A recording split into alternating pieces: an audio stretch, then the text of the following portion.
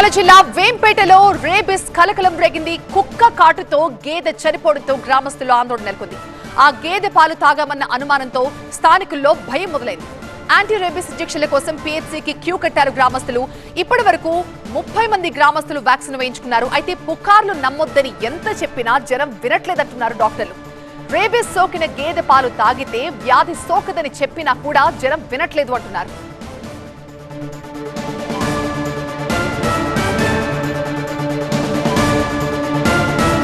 అనుమానం పెనుభూతం, అది మరణం కన్నా భయం.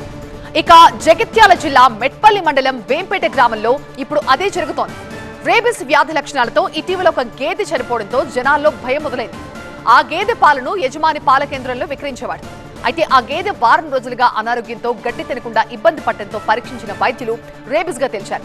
2 రోజుల క్రితం ఆ గేదె మృతి చెందడంతో తమకి కూడా రేబిస్ వస్తుందన్న భయంతో ఆరోగ్య కేంద్రం దగ్గరికి పరుగులు తీస్తున్నారు గ్రామస్తులు.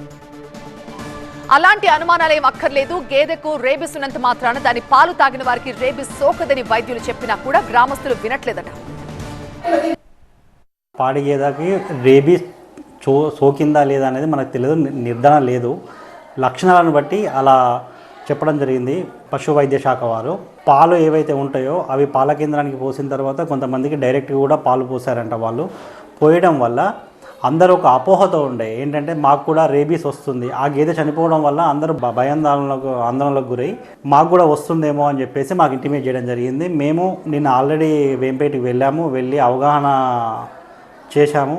అయినప్పటికీ కొంతమంది ఏంటంటే మాకు వ్యాక్సిన్ ఒక డోసు ప్రొఫిలాక్సిస్ డోసు ఇస్తే బాగుండు అని చెప్పేసి అందరూ రిక్వెస్ట్ చేయడం జరుగుతుంది. కానీ ఇచ్చే అంత అవసరం లేదు. అయినప్పటికీ కొంతమంది హాస్పిటల్కి రావడం జరిగింది. వచ్చిన వాళ్ళకు ఒక ప్రొఫిలాక్టిక్ డోస్ అయితే ఇస్తున్నాం. పచ్చి పాలు తాగిన వాళ్ళకి మ్యాక్సిమం అందరైతే పాస్చరైజ్డ్ మిల్కే తాగుతారు, ఏదంటే వేడి చేసుకొని తాగడం. దానివల్ల ఎటువంటి ఇబ్బంది ఉండదు. పాలు తాగినా కూడా ఇబ్బంది ఏమి ఉండదు.